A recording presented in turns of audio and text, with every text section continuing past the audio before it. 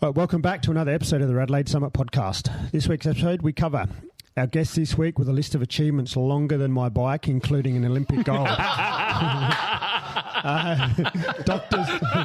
Doctor super cyclist and Alex Doolittle rescue a bunch of kids. Local Adelaide riders ripping it up in the Oceanas. And, of course, more. Come along for the ride.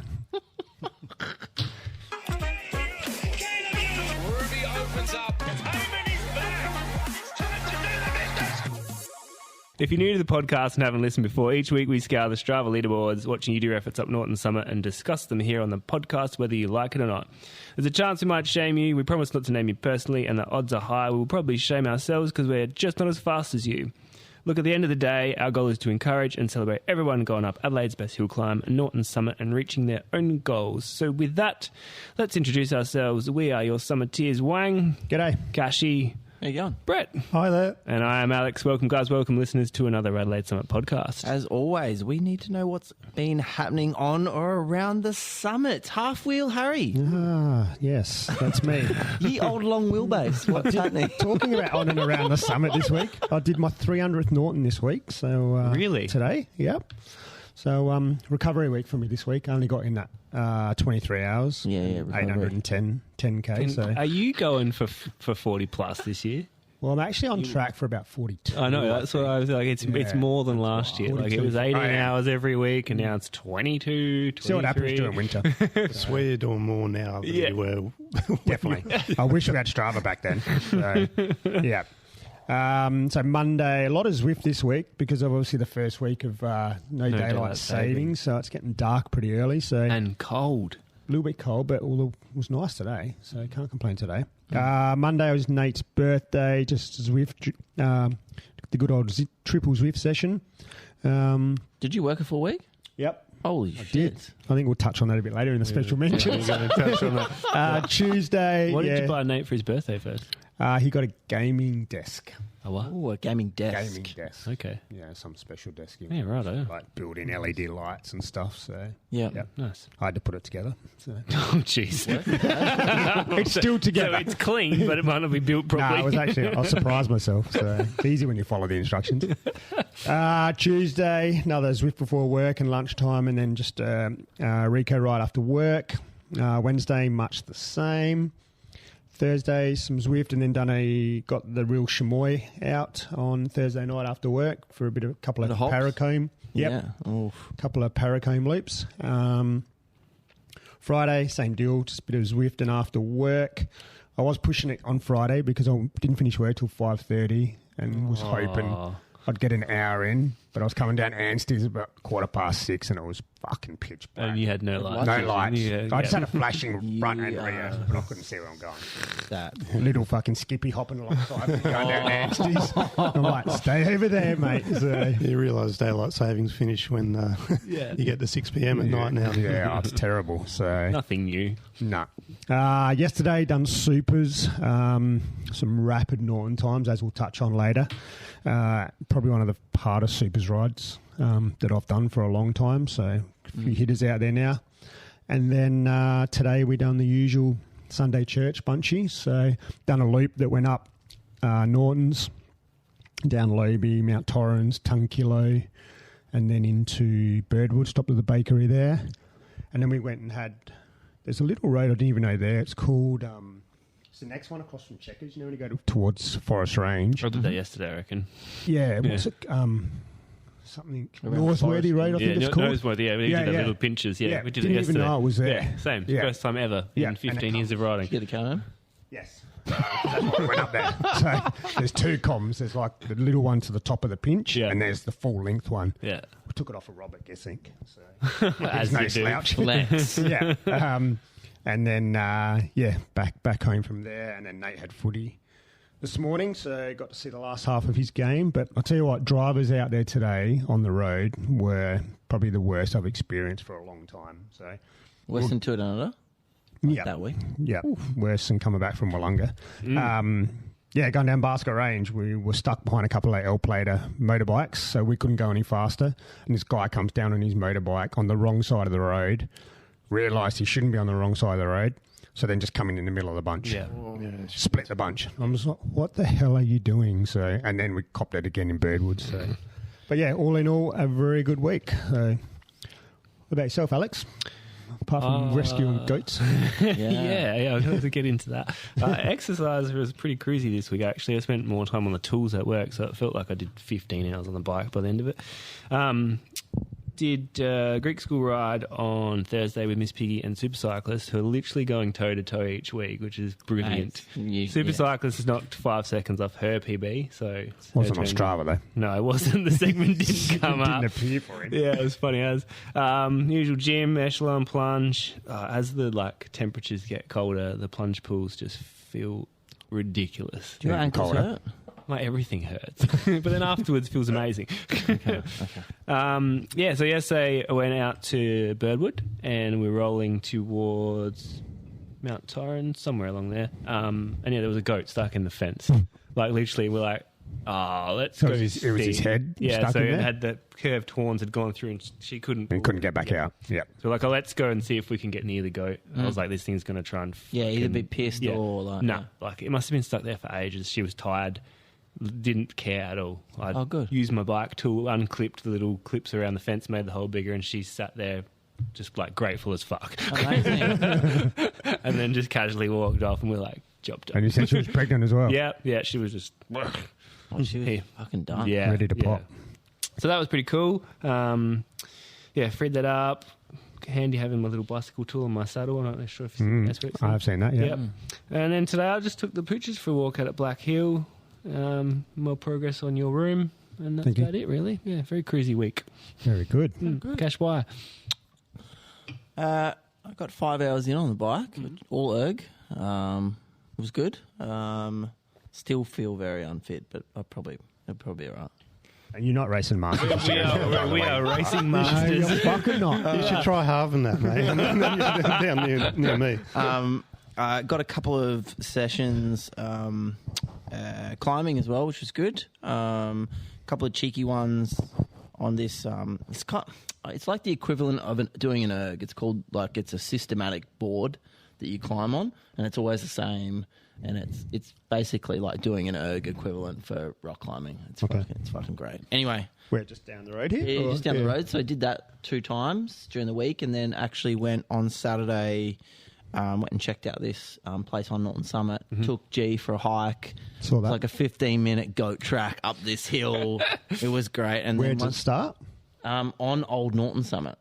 Where you're saying where all the cars park? Yeah. So you go there and hop over the guardrail and then hike up this 15-minute hike. And does it take you over to New Norton Summit? Or? No, the other towards towards Coach Road. Yes. Yeah, towards Coach. Yeah. So spend about an hour and a half up there, just chilling out, and it's great. Very nice. Beautiful view. So I see you playing some hockey as well during the week? Yeah, G's playing hockey for school. Yeah, nice. So I just did the dad thing and got myself a hockey stick too. Yeah. So then I'm just whacking the shit out of it. It's great. It's great. And the hockey I stick? did look up on YouTube. I was just like, what's some skills or drills and techniques and stuff. So You've got all the cones out on the oval. but we did go to on Green Hill Road where they're actually going to be playing games. We went out there, and so she'll get so she understands where it is and how the ground is and all that stuff. Yeah. So it's cool. So it's good. Nice. Yeah, I think. And then what did we do today? Just clean the house. Yeah. House chores. Yeah, house chores. Inside, out, everything. Gurneyed, vacuumed, mopped. Around. You know how satisfying that is? Yeah, gurneys are so good. I did watch Gino yesterday with the gurney. I was happy. He's very sparkly. And then drove him to the bend. He's covered in plugs. That's it. What about you, Mr. Brett? Yeah. What's happened in the last week? Geez, you guys are putting me to shame. Far out. I'm making up for lost time, I should say. All the miles I did back in the day. But this week, well, for a start, has anyone ever seen me out on the road? No. I've seen plenty of Zwift sessions. No, exactly. Yeah. So that's I rest my case. That's pretty much where I live these days when it comes to exercise. And for me, it's just about trying to keep fit and just get a little bit on the bike. I'm still a competitor by heart, though. I guess I don't do anything I reckon 99 out of 100 times that I'm on Zwift, I'm racing. So Really? yeah, so I think I've done 350 to 400 Holy races shit. now. So, yeah. So I only race on Zwift, which it sucks a little bit in a way because I've been elevated up to B grade and it's much harder to get an easier. It's harder to get an easier day now.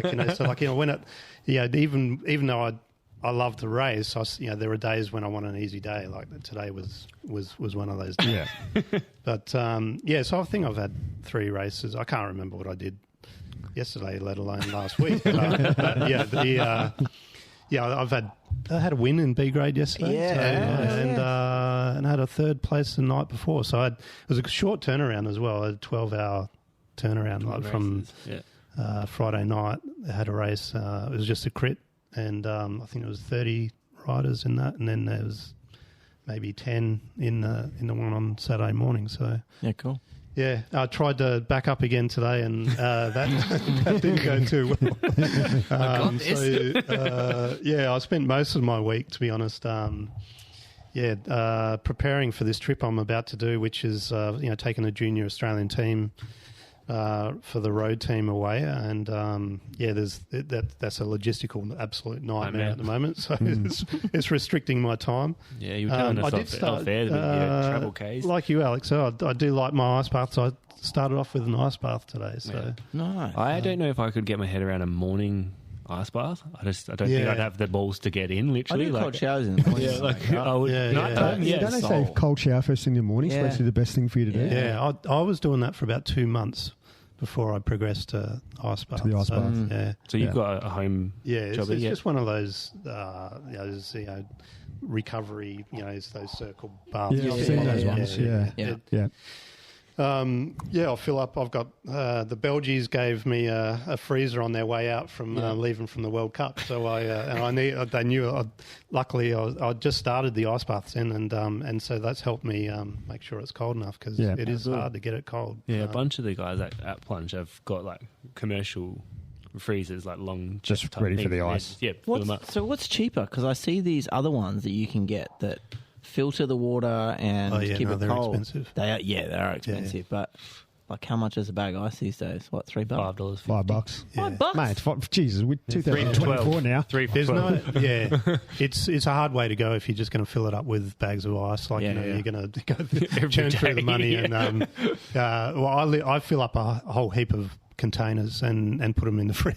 The thing is, my partner, my fiance now, like she's always yelling at me because there's no room for food. I love that. Just got ice cubes in with massive ice cubes. It's like Castle Spec. Hey, it's like, what'd you do?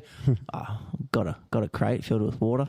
Yeah. Chucked in the There's freezer. always going to be ice for a cold drink for her. It's just make food. Yeah. No, it's but I love it. Yeah, it's changed my life. Oh, I do love them. Yeah. Whether it's placebo or whatever, I love when I leave that place on Thursday night. It's like having 1,000 pins and needles when you're in there, but when you get out, it's just amazing. And also, like, it feels like it targets the areas of pain, like my back and shoulders. If I've had a work week like that, I'm just like, ah. See, I get in and my ankles ache so bad. Like I don't know what it is. So I did a test when I was in New Zealand last. Like I was in this waterfall, and it was freaking cold.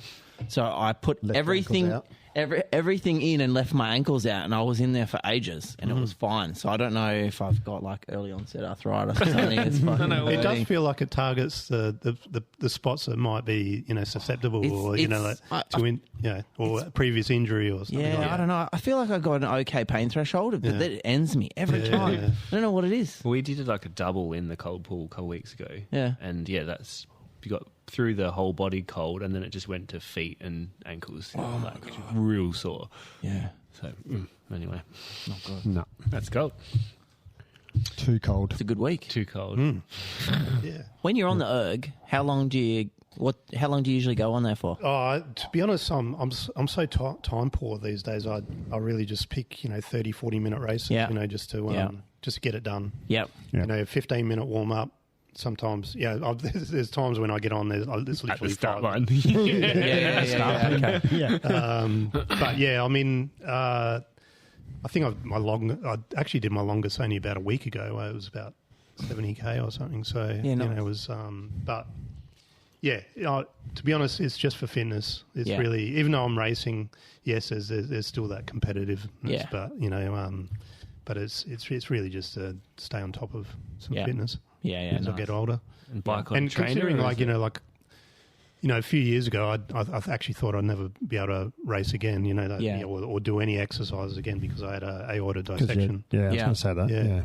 So it's that was a pretty severe operation. Yeah. So that's probably good. Were you racing with that your whole life? That's a good question, and something it's always bewildered me because I guess in the when I think back, certainly post 2000, I was still racing obviously up until about 2010. Yep. At the A grade level, I should say, there was a few times in 2003, 2004. So what it was my left leg would just shut down, and I'd be doing the smallest effort, like up a small climb or something like that. Yeah. And it was just, you just imagine the worst lactate you could possibly get in your legs. And that's how it was on a moderate. Yeah. Like a corky. Yeah. It was just literally just shut down, and the reason was because I had this aorta dissection, which was around where my belly button is and where the aorta dissects out to the legs. And the dissection had caused a little flap on the aorta to actually block the blood flow to my left leg. Holy shit. So I was running on limited blood flow. And the funny thing was I felt that back in 2003, 2004, right, which is when I won NRS Road Series. Yeah. And then I actually stopped riding for a while, for about 6 months, and then came back and it felt fine again. And then I raced, and I think I won 4 Super Series races within 5 years, before I sort of officially retired at 2010, I think it was. Yeah. That's wild. Yeah. But so it's really weird. It's like it sort of reactivated itself, or when I went to see the surgeon, the vascular surgeon, they said it took me 2 years before I'd do anything about it. I was actually playing a bit of squash, going hard at that, and wasn't cycling. But they said to me, "Stop exercising now. You could die." Yeah, okay. It already pierced there's 3 layers of the aorta, like your main artery, and it already pierced one layer was coming, and the blood was coming out through a different angle, which was causing that flap that was stopping the blood flow to my leg. And then they said, if it bursts the artery, internal bleeding, you're instantly dead. Yeah. Fuck. Okay. That stopped me riding, doing any exercise for a couple of years, and I actually got to a point where I was like, I can't live like this. I was going to say, how's your head? Yeah, my head was, just being, exercise being part of my life for so long, and and sport in general, so I found another vascular surgeon that would give me the right answer, which was I can do something about it, and he did, and they went in to do major surgery, opened me up, clamped off the artery, used a bit of inner lining of my stomach, to patch the artery, and fix me up. And I knew it was okay. I knew it was good because it was this one hill that I would ride up, just leaving home at the time, and I could never get to the top. It was only about 500 metres long. And the first, 6 weeks later, after this major surgery, I rode straight to the top. Whoa. Yeah, right. No problems at all. Yeah, right. So it was funnily enough, that was almost the instigator for me to get into coaching. Yeah. Okay. Because I realised I couldn't do competitive cycling anymore. So I was, so the only way I was going to stay in competitive cycling as a sport was to sort of do coaching. Yeah. Keep those competitive juices flowing. Yeah. So it sort of set me on a different path. Yeah. So when did your coaching kick off? I know it's probably not the question. I reckon it was around 2012.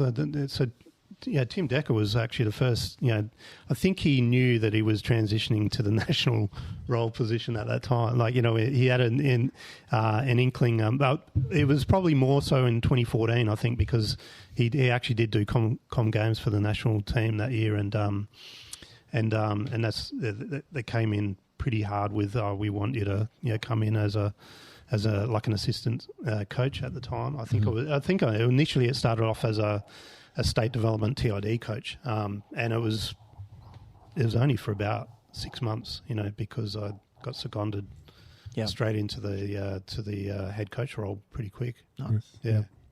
That's awesome. Due to Tim going away with the national team. Good old deck the balls. Deck the balls. Was it a bit of a baptism of fire, like when he went over and you were just like head coach? You're like, oh shit. Yeah, in a way, like I feel like I've been around high. The good thing was I'd been around such high level sport all my life. I'd seen the ins and outs of it. I delved in a bit of private coaching in the post Sydney 2000 Olympics, but I guess there was still a lot to learn though. And I'm still really glad and fortunate to this day that I started at the bottom level. I'm really happy about that because I got to work with like the kids that had never even been on a bike before, let alone on the track, and just sort of heading into that sort of domain and having to be able, to have it really be able to coach them from just how to clip in and just how to hang on to the fence and progress that way up through coaching was a pretty cool thing for me. It gave me a really good insight into the whole of the sport.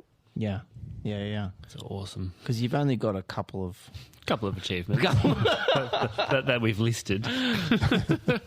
Wow. So let's just run through his achievements for all the listeners. So what do we got? 21 national titles. That's as an elite. So you probably lost count of juniors, under 17s and under 19s. There'd probably be double that amount as well. Gold in the world champs, 93 TP. And world record. I remember watching that as a kid. That was in Norway, Oslo that year. 2 gold in the 94 Com Games.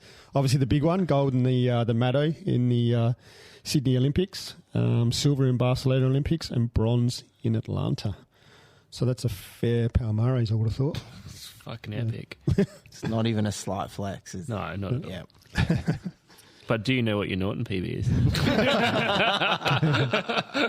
Well, funnily enough, I'm not sure if you guys are aware, but like I ran a site back in the day called Cycle 2 Max. Yes. Yeah. And that's this actual climb where you're getting these times from. Yep. Was originally posted on Cycle 2 Max. Wow. Before Strava even come out. Well before Strava. Yeah, it was a few years before, like early 2000s it was. Mm-hmm. And I held the record for a while at 12:39, and it got to a point, and that was really just training wheels, saddlebag, It wasn't like they treat it these days. It's full gas, But I think it got to a point where I was like, I need to promote this website a little bit, and so I put it out there. I put $1,000 on the line for anyone that could beat the time. Mm-hmm. Oh, wow. And a little unknown rider called Jack Bobridge at the time come along, and I think he rode 11:55 or 12:06. There's a YouTube video of it from the car. Yeah, and that was the deal. So we had to have it videoed. We wanted full proof that it was done. So a little bit different to the what did we offer for the first person to go under 12? $50, didn't we? And I had to give that to Nick. And the real Chamoy got that. We're a little bit different to what we offered. That's wild. 12:30. Damn.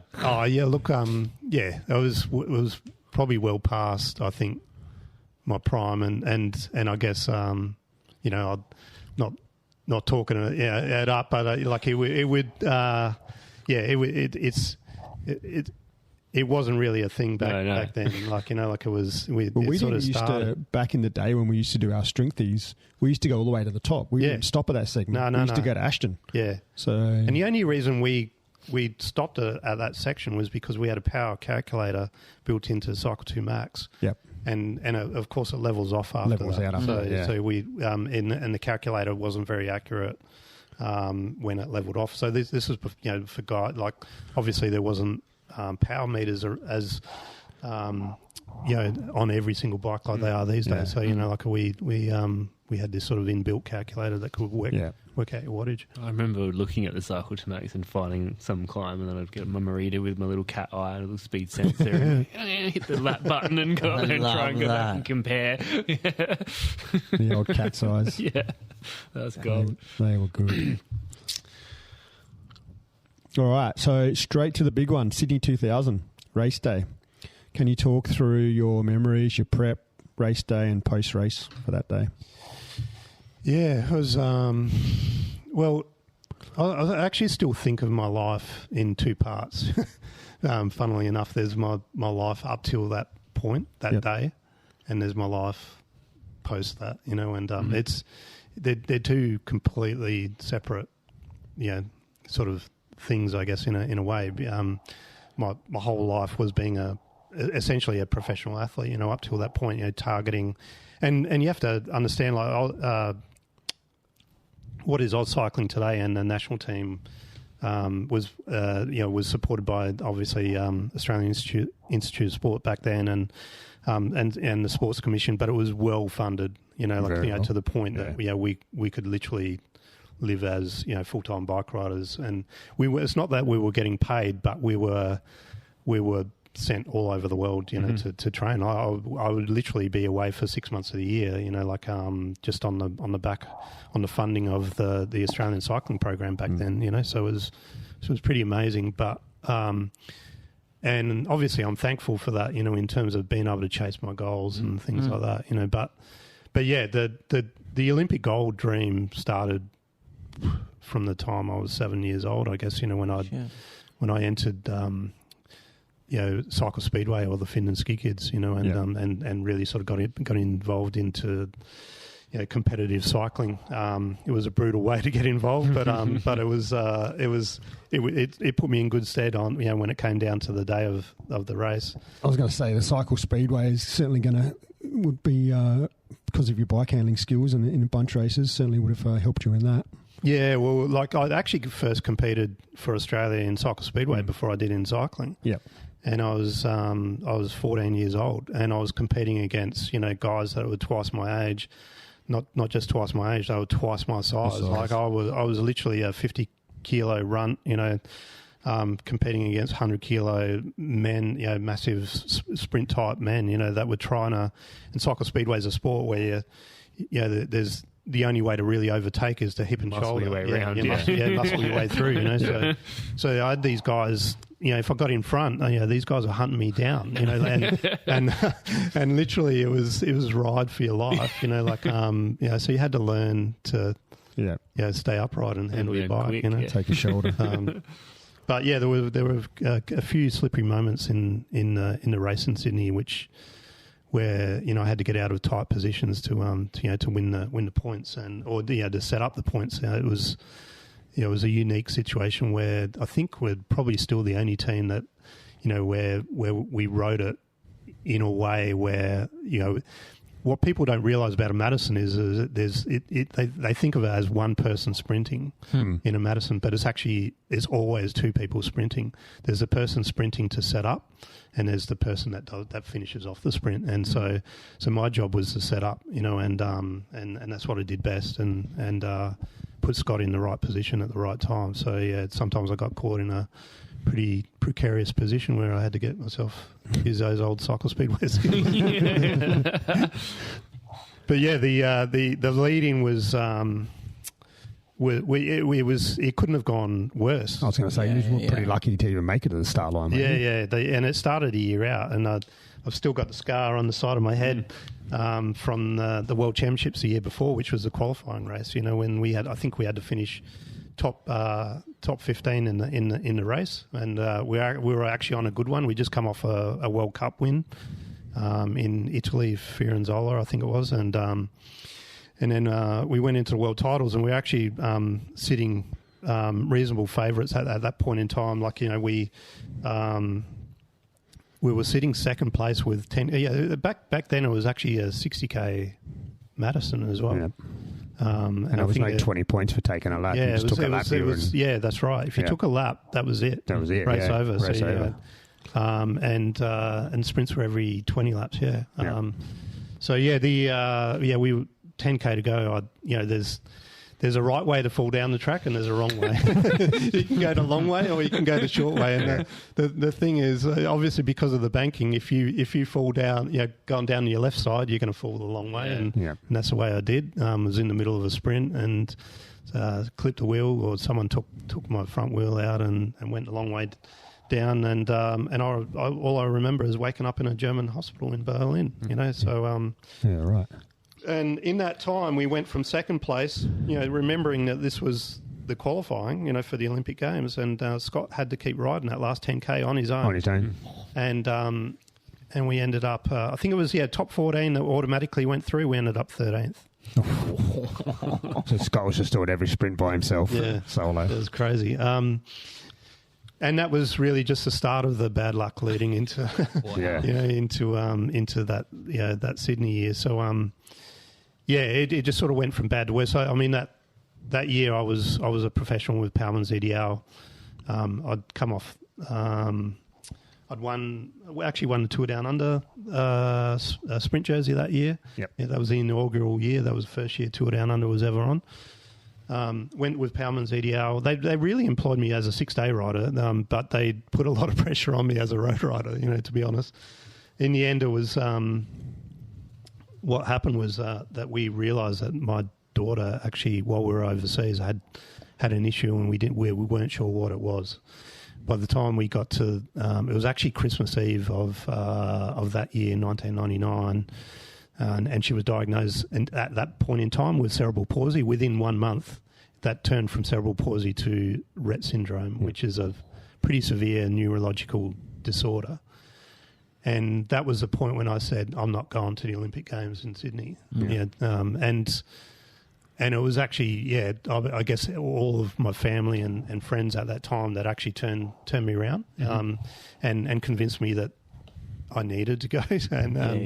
But it was hard to get to that point. But when I made that decision, that was like the light just turning on for me. There was no stone unturned from that point on. There was not going to be a given single day where I wrote. As soon as I got to Europe, I wrote out this message with one of those label makers, and it said Unbreakable. And I put it on my SRM meter, which sat obviously right in front of me on my track bike. And I swore that I would never be broken in training through right up till Sydney at that point in time. And I don't think I was. Nice.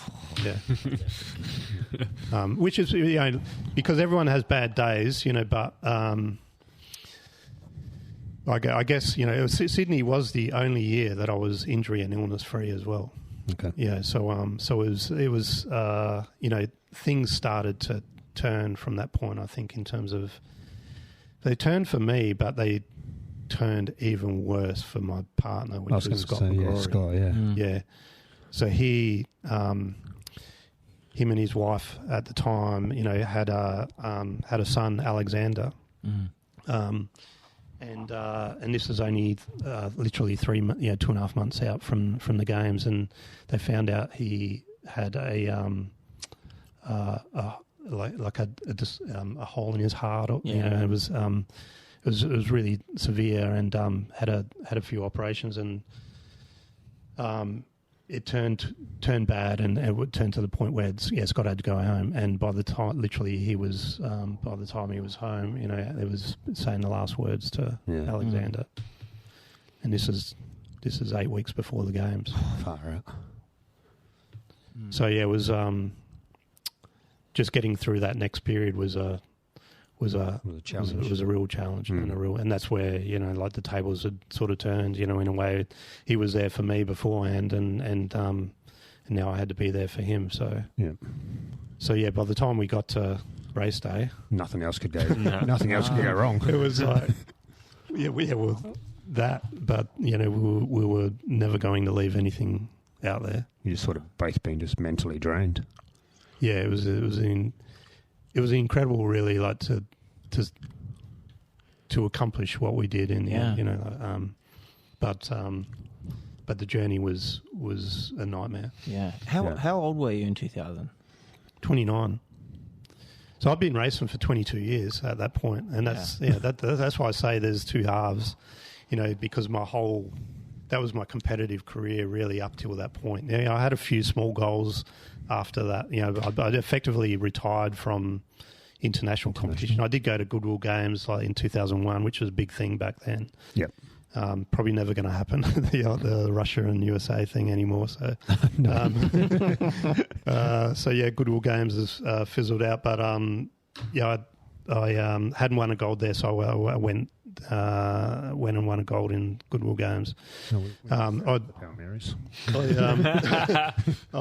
went to obviously I wanted to win an NRS, so I aimed for that in 2004, I think it was. So I won that in 2004, and there was really nothing else that I felt like I needed to sort of go for after that. Yep. It was more just racing for fun. So yeah. So within that, does Sydney become your favourite or most proud effort then? It was. There's nothing that I don't think will ever top that. There was obviously highlight moments along the way. Like being on the World Championship, the first ever team that actually won a gold medal in the team's pursuit for Australia was in '93 when we broke the world record that year. And that had never been done before. So that was pretty cool. But yeah, like it was funny. You think back, and I was only 22 then, but it got it was quite a tough road after that. But at that point, I'd already had a silver medal, and so I was like already thinking, okay, next step is a gold medal at Atlanta Olympics, and we went there, and we still got a medal, but it was a step down. It was a bronze medal, So it was sort of like had to really think through the career, and then Ashley, my first daughter, who was diagnosed with Rett syndrome. Was born in '98, so it was probably, I think, the only year of that decade that I didn't try out for the national team or didn't do any duties. I didn't go to Commonwealth Games, but a little thing called the Madison had just started in '95 at a World Championship level, and I knew I was good at it. So I rode with Danny Clark at the first ever World Champs in '95. He was 44 and I was 24 at the time. That's so epic. It gave me a bit of hope of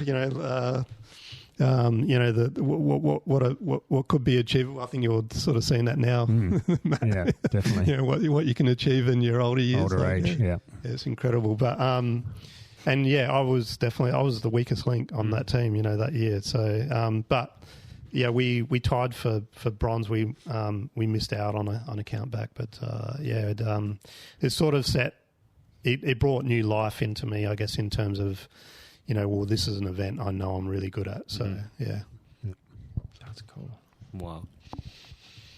Now, as in the case with any elite sports at the top end, what sacrifices did you have to make as an athlete, and do you think these sacrifices differ from athletes of today?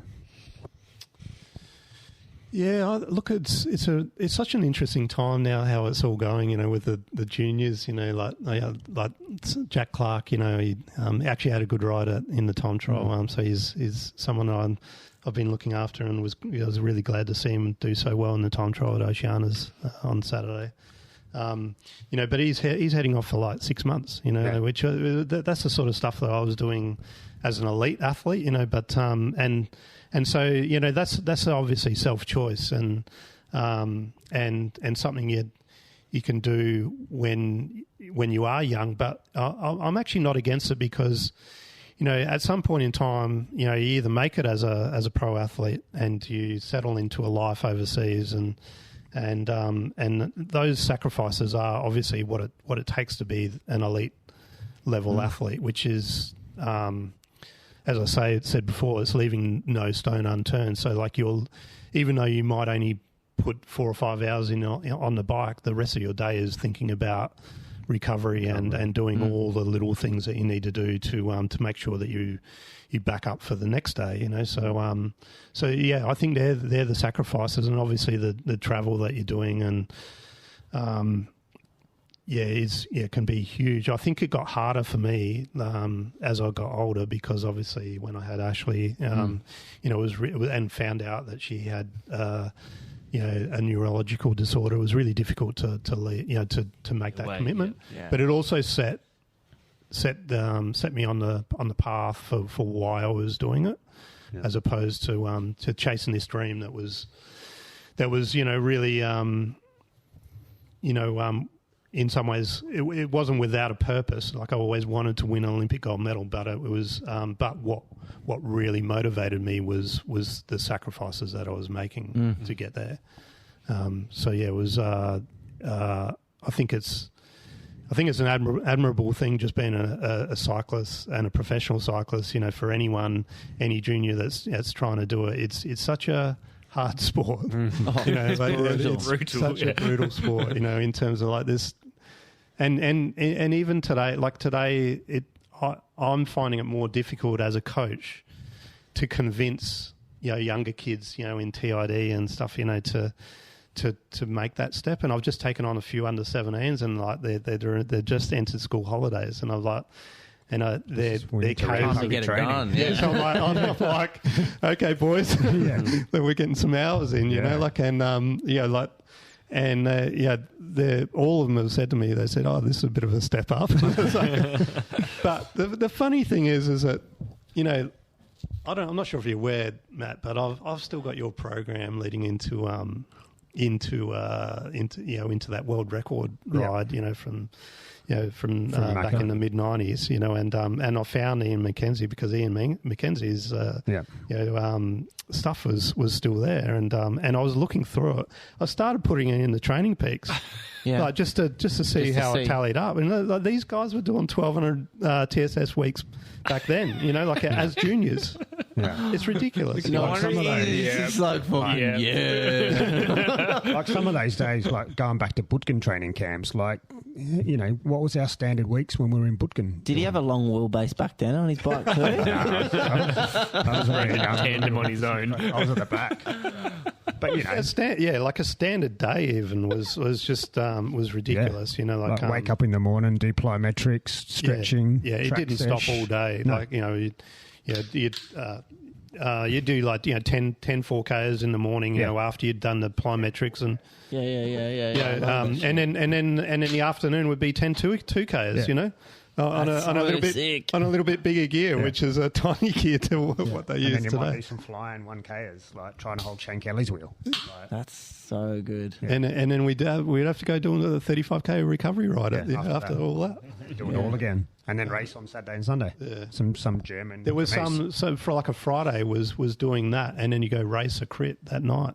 Yeah. Like a 80K crit in Germany somewhere. So the times have changed in terms of everyone's a lot more time poor these days, and I think that's the culture that we're up against in cycling, and certainly as a coach, to try and instill those values, and those standards, because it is such a hard sport. You just can't get away with doing the soft miles. Has it changed? Like, has the training changed that much over the years? It's definitely it's changed a lot on the track. I don't know if it's changed a lot on the road.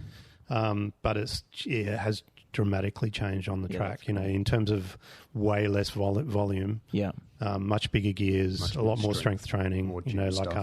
So it's.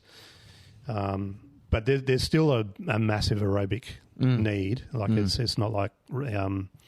It's just that it's not being done on a track as much. It's been done more on the road. Yeah. Yeah. That's cool. Spano, go on. Ask it. My favourite question. We'd always love to know. So back in the day, you would have been a breakfast man because you were sponsored by Sustain back in the day. So were you a breakfast man, and what was it? And cheap meal, Zinger burger, good or bad? I thought I might go to ask these questions. It's funny, let's just go straight to KFC for a start.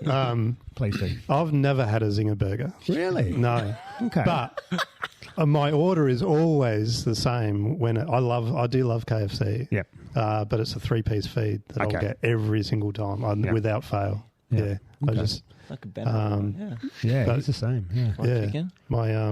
My fiance is more of a zinger burger. Zinger burger? Yeah, good girl. Can see why you fell in love with that. And breakfast back in the day. Yeah, breakfast. Mate, we used to get cartons of Sustain. We used to have to eat the it. thing about breakfast is what really stands out to me is breakfast when you're at altitude. Yeah. Like in Mexico, like when we used to do the road stuff in Mexico and stuff. Because the breakfast was insane. Oh, pancakes, omelets. It was literally insane, and I don't think there weren't many that topped me when it came to a big breakfast. I had a really big metabolism. Yeah, into just burnt anything that I ate. So I wish it was like that these days. But yeah, like I would start off like in Mexico. I would start with a big bowl of cereal. And then I would go have like some bacon and eggs, a couple of pieces of toast, and then I would do a 5-layered pancake stack. Yeah, those pancakes were so good. Those pancakes were so good in Mexico, though. It was insane, like the amount of calories, like just at breakfast, because we were doing big days, 300k days, 300k days, like in Mexico. So our recovery days were 120. Yeah. It was ridiculous. Yeah. So that's what stands out to me the most is those days at altitude. That was my first ARS training camp. Was that Mexico trip? So yeah, right. And I think it was myself, you, Craigie. We crashed on the first day that we got there. Yeah, right. That wasn't the one where they hit the dog on the descent. And 4 of us went off into the dirt because there was so much roadkill there. Ridiculous. Yeah. Dogs would just be bolting out while you're doing 80k an hour down. Oh. Yeah. I was like, crazy. Great. First day in the Australian team at training camp, and I've just binned it and taken down Brett Aitken. Yeah. What does breakfast of today look like though? Jeez, sometimes I even miss breakfast. Okay. But I'm a big. I love a couple of eggs on toast and a little. I'm pretty simple. I think if I'm away, to be honest, I'll just get for a start, my metabolism has slowed down. So Looking at the bacon and eggs. But I'll be happy enough, when I go away on a week tour, or when I'm away with the team at nationals, for example, just to get a loaf of fruit loaf, and just have a couple of pieces of toast, cup of coffee. Yeah. Just touching on your metabolism, do you remember what your lowest skin folds were? Well, we used to do them over 6 sides. 6 sides, yeah. Back then. So, and they were, I know by the time, whenever I got to a peak event, they were normally always in the mid-20s. Yeah, I was going to say, And I think, in Sydney, I was pretty lean. I was down sort of in the low 20s. So, it was, I think over 8 sites, it was low 30s. Yeah, they do it over 8 sites now, do they? They still do skin folds as much? Or over 7 now, man. 7, okay. Yeah. Yeah. And the question that straight off the top of your head, what was your VO2 max? Well, I have to keep reminding that Sassy, because they've got their records and they've got it framed on one of the walls in there. Well, it's not framed, but it's sitting up as a printout. Is my second highest. Oh, okay. Which is 93.6. Yep. And that was I think that was done in 1989. Funnily enough, we're still using that same lab. All the pain that goes through there is, I love it. Every time I walk in, just knowing the pain that's going to come out of that room is gold. But no, 93.9. It actually was on the back of Mexico. Was it? So I'd done and it was on the back of getting glandular fever. The only time so I actually had glandular fever pretty bad for about 2 months leading, I just started coming good a couple of weeks before Mexico, and Charlie said, "Oh, well, you're going to Mexico." Going to Mexico, yep. 4 weeks later, I rocked up for a VO2 max test in Adelaide, and I was 93.9 mils per kilogram per minute. Which is what's the average person? I don't know. 60. 60, yeah. 60s. Yeah. Yeah. Wow. Yeah. Wow. It's just blown. Was it? Is Stewie? Was he up around that as well? Was he? 92, high 92, Yeah. and same with Brad McGee. Yeah. There was.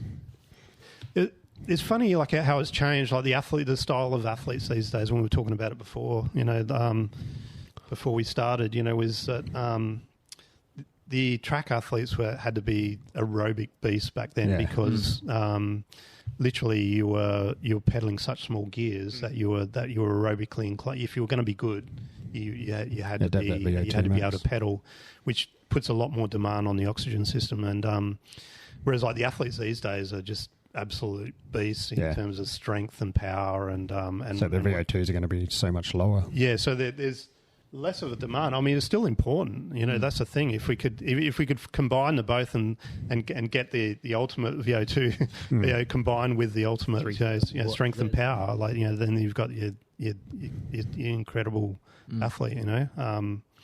But it's just, it all comes down to time and what you can focus on and what you can do. What would the top athletes be sitting on now as far as VO2? Like someone like Ganna or someone like that? I mean, we get a lot coming in, and it obviously, like, your VO2 is when they talk about VO2 max, it's relative. It's mils per kilogram per minute. So like body weight. So like I'm obviously much heavier now. Back then I was like 65 kilos. I was going to say, yeah. So compared to say the track athletes of today, like most of them are 80 kilos. Yeah, 80 kilos. Yeah. So okay. And so their raw VO2 is still huge. Yeah. It's just when you convert it down to mils per kilogram per minute, it looks a little bit more mediocre. Yeah. Yeah. Okay. So there's it's rare to get guys over 80 these days. Yeah. What's more important for you as a coach? What's more important these days? Like, what metric is more important? To be honest, the biggest metric of all for me is the psychological skills. Yeah. I was hoping that would. It's. Of course, it's important, and certainly at a TID level, the first thing we look at is, what power they're putting out, But I like to go to the TID sessions just to look at them in the process, because like the shuttle run, the beep test, or if we're getting them to do a 2-minute test, it actually tells you a lot about how hard they're prepared to work. And there's a lot that can be read into, like their background and, the sport that they've done before. And, I actually tested Isaac Rankin, a few years ago, and he was, I was like, I want that kid, I want him. But the problem was he was already so far down the path of being number one AFL. Draft pick. It was impossible, to ever get him in cycling, but you could tell. I didn't know he was in footy at that time, but I knew that he had all the traits of a star athlete. Yeah, okay. Yeah, and I think that's probably the most important metric of all. No, I'd love to hear that. That's good. What else have we got, guys? Well, I don't know. Where did this question come about hair strands from? Oh, this one come from one of your athletes. Out of curiosity, which strand of hair on your head are you most attached to? Oh, God. Can you guess who that come from? Who did that come from? I want to know. Listeners at home. Someone who got a Norton PB this week. Yeah. Well, their Ks are just gone up a fair bit this week. Right. No. I'm not even going to answer that. Right. Now, we were talking about it last night on chat. So you just touched on before you were the overall winner of the sprint jersey in the TDU, but they never presented it to you. What's the story behind that? No. Well, it's an interesting scenario that came up in that year. So that was the inaugural year of TDU. Yep. It was I was riding for Palmer's EDL as I mentioned before in that year, and they took me on because they knew that I was pretty quick. However, there was still some pretty good guys there that year. Zabel was one of them. Eric Zabel at the time was like green jersey in the Tour de France. Numerous times. So it was hectic. But I started chasing all all the intermediate sprints, and of course you got points for the finale as well. Yep. And O'Grady was obviously on form that year. He won a couple of stages. I think he won the Tour, obviously. Yep. And in the last stage, I think he got third. I think he got third, and it ended up that he was on the same points. Right. So they, when they looked at it at first, they thought that he had won not just the yellow jersey or the ochre jersey, but also the sprint jersey. So they presented him with both on the final day. I've been up there all week, and it came to the last day, and it turned out we're on the same points. They presented it to Stewie, and then about 20 minutes later, Mike Turner comes walking up and with a jersey going, "Sorry, we really fucked up here." I reckon Turner's language might have been a bit more colourful than that. And he presented me with the TAB jersey, the sprint jersey at that time, for the inaugural sprint jersey overall winner. So I never got to be on the podium. I'm the only overall winner of the whole TDU to never be presented on the final day. Stitched up. God, I think we've touched on a lot of that. Yeah, now. a lot of the next question. Yeah, no, it's good. So, I mean, just to bookend it, what are your predictions for the upcoming Olympics around? Now, is this question more times or for a TP, or what are we thinking? That's not my question. Oh, It was actually sent in by Miss Piggy. I can't take credit for a lot of these questions. Okay. Well, Yeah. Okay, that's a broad question. So I know, predictions in terms of, like, say, I'd assume TP? the TP, yeah. Yeah. I would TP? assume the Yeah. TP. Let's just say TP. And specifically, probably the Australian team. Look, I'd love to say we're gonna run away with it and win gold. Like, it's such a competitive, event these days. TP. I've looked at it, and GB have got a phenomenal team. As good as the Danes have been, as good as the Italians have been. Ghana. On the Italians, you've got Ghana and Milan. Yeah. These guys are freaks. Having said that, I actually have already done my picks, and I hope I'm wrong. Okay. But my pick is GB. They just rode Didn't a pretty... they win the Euros or something? I think they just rode a rapid Biggins? time last night or the night Did before, they? didn't they? I don't know. In Nations Cup in Canada. Is that right? Yeah, sorry, Nations Cup. Oh, that's Nations what it was. Cup. Yeah, that's been on. So that actually was really important to them because they got disqualified at World Championships. Yeah. Did they? So they didn't get any points at World Championships. Yeah, well, I'm pretty sure they won, I think the qualifying, I think they rode a 53 or something like that. Yeah, so they were on the borderline of because you've got to be in the top 10 teams just to get a TP team in for Olympic Games. Yeah, so when you look at the depth of those guys, it's pretty crazy. I think the team They did a 46 Oh, there you go. in the Nations Cup. There you go. But I think that's... Where is that? That was in Milton. In Milton. Milton's One moment, please. Milton's a Call slow it. track. Yeah, Milton. Yeah, Milton's one of the But I think hardest. that was their Average. pretty much going to be their Olympic team that they rode over there. Yeah, Hayter, Hayter, Bingham. Dan, Charlie Tanfield, and Oliver Wood. Yeah.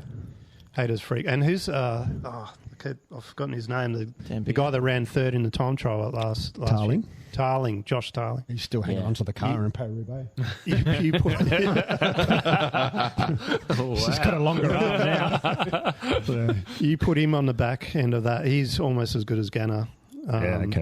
He's ridiculous. So, and Haters, my pick as the number one TP rider in the world at the moment. And he's above Ganna. Above Ganna. Wow. Because you can ride him anywhere. Yeah, okay. And when he rode against Ganna the year before last, he was matching him. Yeah. On time, and same amount of laps. I mean, those guys, they're doing 4 laps just to finish a TP. Yeah. That's wild. It was amazing watching Ganna here at the Nations Cup, watch him do the last 4 laps. Yeah, so that's insane. So at the moment, GB. I'm picking GB. GB v the Danes. And they're just full of Australian coaches anyway over there. And possibly GB versus Danes in the final, and then hopefully an Australian versus Italian. In the Bronzy. Yeah. Kiwis up there. Kiwis will definitely be up there as well. I think that there's a few signs that they're slightly off target at the moment. You know, that maybe we're definitely not as good as last Olympics. Yep. And they'll be I think we're sitting pretty close with them at the moment. But the thing is, like, you know, Sam and Carol are, you know, world level teams pursuiters, and we've got a bunch of new guys trying to break into the team, and that, you know, the void that left, you know, with Lee and Alex and Alex, you know, leaving was pretty substantial, you know, after that. So yeah, filling that gap has been something that they've been trying to do ever since the game's finished, and realising that, you know, there's only 3 years, you know, because it was the game last game was in 21, right? Yeah. So it's been a hard slog, but I do think on their day that there's definitely a possibility, you know. And from what we saw at the last Olympics, anything can happen, right? Yeah, anything can happen. Yeah. So many things going on in a TP these people days. crashing, and not only us but other teams, and it's crazy. Yeah. Speaking of things going on, What do we got? our Got a few local notable Adelaide out of mentions. Cactus decided to roll off the front and win the Oceanas by herself. She did massive. 1 minute, 33 Yeah, that's seconds off huge. the front. So I was speaking to her. So that was Friday, the road race. So I was speaking to her coach Friday night. She went. Dinner. She went away after 30k. Yeah. So Right. 30k into the race. Then she done 80k solo. Nice. Yeah. So pretty much just held him at a 30-second gap, and then just wore him down from there. And then she backed it up to run second in the TT on Saturday. She's on fire. That's what she was really hoping for. Also did have other podcast name, Shaquille Oatmeal. Yep. So her first Oceanas is a first year under 19. She ran 10th in the road race. How good. 9th in the TT. Ryan Kavanagh got the elite. He's been riding for a long time now. So I think it was like 11 years between his last podium. I think Zach, he missed a medal by 3 seconds, did he? Yeah. Or Saw him in the background. 3 seconds, missed a medal by 3 seconds in the TT. Fourth at Nationals, fourth at Oshis. Yeah. I'm Just poor getting sick of bugger. these fourth I know, places. right? Yeah. So, but yeah, You know, there was only one other Aussie in front of him, right? Yeah. So there was 2 Kiwis. because it was Gady, wasn't it? No, Gatey's elite. This is under 20. yeah, that's right. Yeah. Yeah. So, Yeah, but still a good ride. Like, you know, it's always going to be that circuit. I think was going to be a bit difficult for him. bit tough for him. Yeah. It's more of a power big man course. Yeah.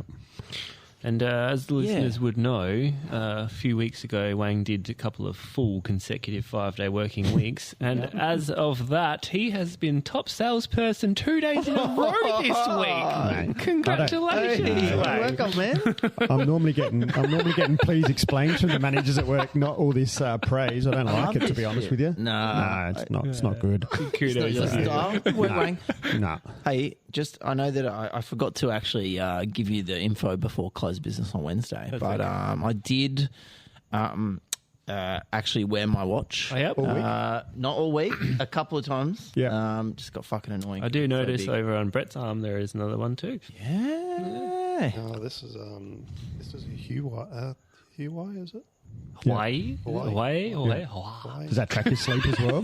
Yeah, it does track your sleep. It's probably reminds me. about the only thing I really look at. to be Yeah, honest. same. Really? I have something to show you. So Wang, I need your expert opinion. So Yes, please. this is on a Friday. I slept 8 hours and 27 minutes total sleep. It's good.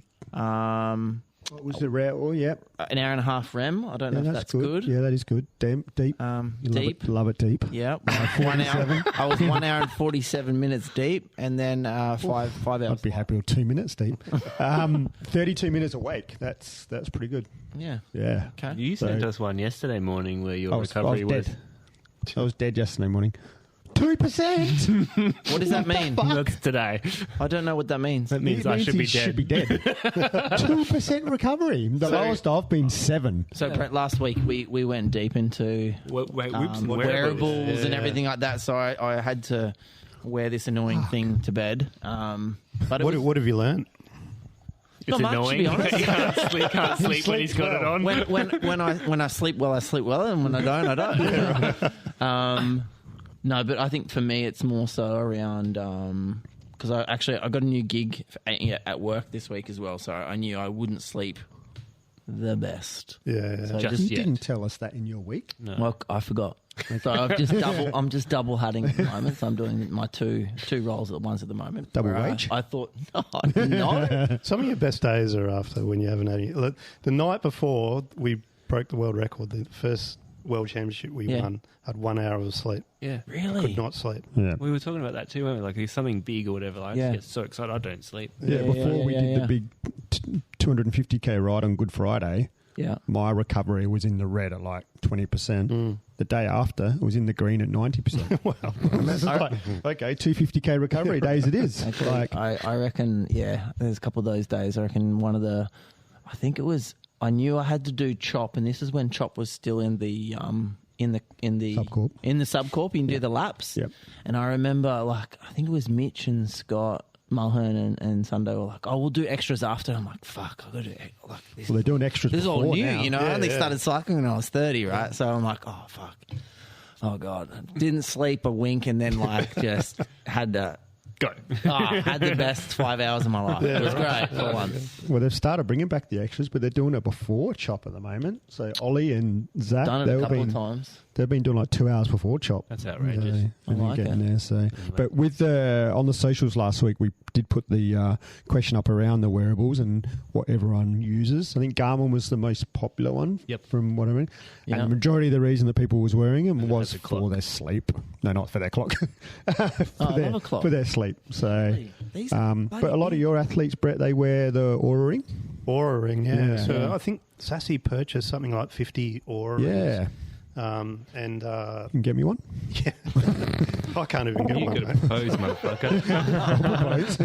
They're like hen's Down on teeth. one knee. Not cheap either. No, they're not. They're like cheap. $300 No. US. They did give me one to try out initially, and I had to give it back, obviously.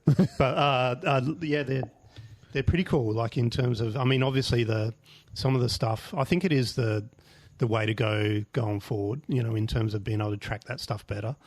It's just no one's really marrying up the two, like what you're doing in terms of training versus how you. Yeah, you need something for How it you're to responding. combine. You yeah. need almost like some sort of like Whoop or something to come into with Training Peaks Yeah, and yeah. to give you some instead of like an additional metric there because you've got Yeah. obviously your TSB and all that. You need some other little bit of an additional metric. I Yeah, at reckon. the moment, so Sassy use like the athlete management system, which is AMS. You know, it's funded by AIS. Yeah. and they've got all these. They built the software behind Yeah, it, they built basically. it, yeah. You know, like to. Build a macro But the behind problem it. is it's still separate. Yeah. You know, and that's the part. Yeah, you want it to be fully emerged with Training Peaks or today's plan or whatever Yeah. other system you're using. So 'Cause you guys, you've just gone over to Training Peaks. Most of your athletes gone back have to they? Training Peaks. Gone back that was a nightmare. from today's plan. From today's plan. Yeah. Yeah. I'd held out because we'd actually had an existing Training Peaks account all the way when we went over to today's plan. Sassy was still. I was asking Sassy to still pay for Training Peaks because we had a whole lot of other athletes that have moved on and just been using Training Peaks. Yep. And we had all their data that from back in the day as well. So. We were maintaining a Training Peaks account all the way up to about 3 months before we had to go back to Training Peaks. And then they forced me to get rid of it and because they were paying for this account. And then 3 months later they said, oh, no, Cycling said, oh, no, we're moving back from today's Training Peaks. Far out. Man. They told us that 3 months ago. It was a nightmare. Far Yeah. out. So we did have one further shout out. Yeah. David Latte, our competition winner, the Cervelo Radsum. Finally, he got his Focus frame set a couple of weeks ago, but he's finished the build. So, and then gave that to his son. To his son.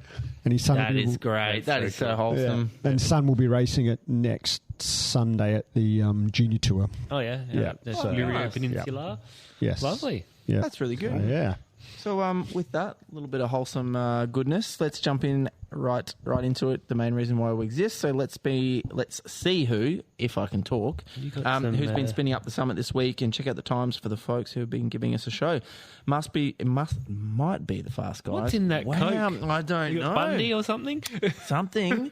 It might be the slower ones, which isn't this week, but it might be everyone in between. But like we said, we'll dive into their rides and data a little bit more robustly, and then we'll see who and what has caught our eyes on the leaderboards for some hand picks, for some fun analysis. Did we have a hand pick this week? I'm not sure. I couldn't decide. That's okay. But Your name's I assigned to was that. advised by Mr. Harry over here that Mr. Wang, thank you. Mr. Wang. that there was some rapid times this week. Yeah. So So, Brett, who of the fastest man and woman of the week? Yeah, okay. So we've got at the top of the list here, Shit Shram. It's not a very good advertisement, is it? Doing a 12:22. Which is a PB. Yeah, That was a 5-year PB. 5 Wow. years. 5 years. Yeah, wow. So he That's did the 12, 5 seconds? 29 5 years ago. Yeah. Wow. Yeah. That's He's in about when form at the moment. my so, PB was. For Good we stuff. won't give away who it is, but he will be heading over to meet his lovely partner soon. At the end of this month, and then he's doing some racing in Belgium himself. So We do have some power and heart rate data, don't we? Yeah, what do you average? 434 watts. Not bad. for the power. Not I bad can do at all. that for a minute. I do about. I'll give myself I don't 30 know if you've ever seconds. ridden behind this guy, but he's just got the most muscular Good sit. glutes that I've ever seen on a bike rider. Right. Really? Yeah, Wow. I'd almost turn for him. So, he's just got so much power there. Yeah. Oh. Yeah. Nice. And who's the fastest woman this week? Okay, No the surprise. fastest woman is Wahooligan. Wow, hooligan. Wahooligan in a 13:49. Wow. Not a surprise. Not too far off a PB, really. Hey? She's gunning. She's gunning for the Quam. Jeez. Yeah. Yeah, no, we'll get her under 13. So, All right. Right, Mr. Ends bracket. Wang. Yeah, Mr. Wang, what do you got? I'll just read out my own name. So, yeah, Oh, look at me. look at me, I'm so fast. It's true. It's true. All right, so we've just no time bracket. This or it is a 12-minute time Fastest. bracket. Really, I was Yeah. advised that. We have myself, Colossal Wang, 12:25 yesterday on Supers. 390, so just a little bit lower than my standard 400 watts that I do up there, low heart rate. So, that was on Supers yesterday, as I mentioned. Listen to look at the smile I and the know. fucking glow as he This just is it, rattles Harry. off about himself. When Wang we talks have- about Wang, yeah. Then we have Wang goes up. In third Wang. Did you ever do it when you were like 25? No. Well, yeah, obviously we did do it, but I don't know what their times were. I would have liked to have known. wooden wheels would have not been arrow. No, we were on steel frames and shallow wheels back then, weren't we? So, That's Shamals. but I don't know what we were. Shamals. Yeah, you only had them if you were really lucky. So, so then next we've got another podcast favourite, the Beater. He did a 12:30 yesterday. He's got no power because his pedals are shit himself at the moment. So anyone out there, if they want to give him some new Favero pedals, Do you know what though? When you going that fast, I couldn't care. it would have been over. It'd be over 400 for him. 164 beats per minute. We then have with a time of 12:33. This kid's back in form as well. Good to see him back on the bike after a bit of a hiatus. That PB's not right. He's got a sub 12 PB, but he did a 12:33 yesterday. Also no power. He didn't even ride with his Garmin yesterday. He was recording from his phone. Love that. Yeah. And then we have today on Church Ride, Wheelie Tired, new PB as well. So if you wanted to change your name, let us know. So he did have a PB at 12:37. He's done a 12:33. 389 watts, 165 beats. And then lastly, we have the Chonk, also a PB as well today on Church Ride. Yeah. Did have a PB at 12:52, 12:33, Solid. 330 watts. So he's only a He's small a small lad. man. Yeah. He's a small lad. He was very excited about coming on Church Ride. He was like, Yeah.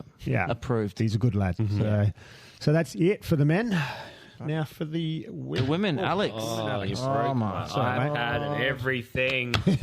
Anyway, yes, the women. We have Savage Sweet Potato. It's rolled at 1852, 207 watts, 159 beats per minute. Hang on, you missed someone. missed someone. You missed a second. I'm going backwards, all right? Calm down.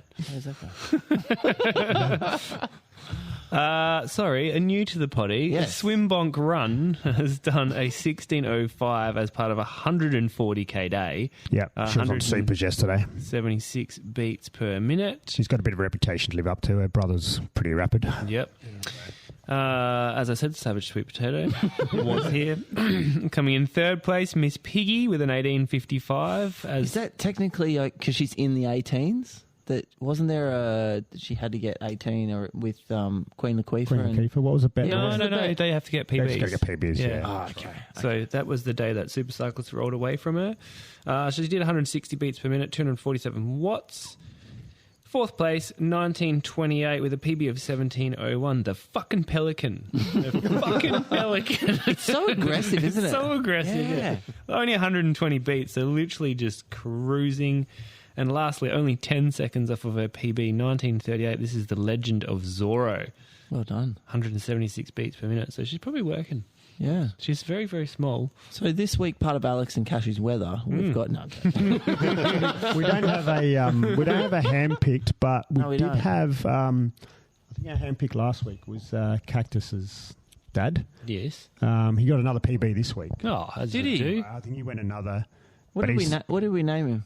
Prickly. Prickly Pear. Yeah. Hey. And he did. He told Cactus he loved the name, so he was happy to get a shout out. But he done another PB, but I think he's 3 seconds off of the 16 minutes. Or Okay. Well, just to go. Again, just to re-up everyone that had PBs, if you want to change your name, If you know just who you slide are. into Wang's, Slide into my DMs. yeah, and he'll be more than happy to fix that right up.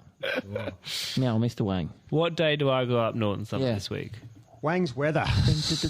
Proudly sponsored by the Wellness League podcast. She fucking loves that. So the pick of the week, pick day this week is Monday again, so tomorrow. So between the hours of 12:30 and 3:30, if you can just get off work a little bit early, there will be some west-southwesterlies. I like those wind directions, between 11 and 13 kilometres an hour. Yeah, So- because just for the listeners that haven't listened to the potty where we discussed wind, what was the best wind? West-southwest. There you go. Flatulent. You get a tailwind on the straight and the It's switchbacks. not like running. There's no rules on the wind No. assistance. No. Hey, mate, if it's cyclone, you're going to get us out there. So, yeah. So shout out, yes. Also, let us know if you do a PB on Monday. Yeah. So Make sure that the give you a shout weatherman out. is correct. Yeah. I love Mr. this. Wang Martin over here. Alex. Wang You'll Martin. be bringing your own almanac out we'll soon, have surely. that. I know, You're old enough to remember them. The old Kickman now, mate. They used to be Dad's Father's Day present every year. So, Yes. I did see your dad today. Did you Myself and the real Chamoy. Yeah. What was he Really? riding his 160-inch gear? Yeah, had his partner in front. Yep. Down, where was it? I don't know. Northeast Road. You were telling the story. Northeast Road. Yeah. We yelled out to him. Anyway. Alex, what's been happening? What's happening coming this up? week? So, Adelaide Hill Cycling Club, they're going to start their round one of the Alp to All Adelaide Series, Fox Creek. That's on Sunday 21st. I am going to be racing that. Really? Come out. Wow. Because you're on, you said last week. I believe You're A going grade is. right. I believe A grade's 5 laps. Yeah. Get on 5 times up Fox I'll Creek. give you a hot tip. Get on the tandem. Get on the tandem. There might be a tandem in that race Is there? this week. Okay. Wow. Oh, it's Freeberg over here. No. Oh, Gussie. Gussie? Yeah. I did see he was doing a bit of tandem stuff. Yeah. We've also got Adelaide Mountain Bike Club Saturday 20th of April with an XCM at O'Halloran Hill. We've got the Oz Cycling SA Junior Tour that's combined with SCC South Coast, Fleurieu Peninsula in the Southern Vales starting on Saturday the 20th. Inside Line Mountain Bike Club are running the State Downhill Series Round 1 at Fox Creek on Sunday the 21st. Mountain Gambier Cycling Club are doing a Soldiers Memorial Race on the Yarl Circuit, Yarl, on Thursday 25th, which is Anzac Day. And I saw on Entry Boss today, NCC have announced their winter crit program starting in This June makes me happy. through Wayne to can start giving back September. again. Giving back. Can you imagine giving back, though, in the cold, blustery conditions down there? Sorry, I'll just put a jacket on. You can bring me extra Bring clothes. more clothes to you. Yeah. Anyway, for more details, please check EntryBots. Yes, indeed. Ladies, gentlemen, boys, girls, Wang's weather, all creatures in between. If you have enjoyed yourself, why don't you give us a follow through your favourite podcast app and access all areas through your YouTube as well. So please subscribe, hit the bell icon. And don't forget to tell all your friends and share it with everyone. Now, we're all over the socials. Well, I am. And we'll give you updates info and let you know when new episodes are out, along with our podcast news and information. And if you want to support the podcast, head to our Buy Me a Coffee page. If you donate, we'll give you a shout out on the podcast next week. Yep, and we would love your feedback and to know your thoughts. So hit us up, let's have a chat through our Facebook or Instagram page, or shoot us something through to our email at RADelaide@gmail.com. And with that, Here we go. where can you buy and sell used shrimp? Alex. It's at the prawn shop. Ah. See you on the summit this week. See ya. Bye.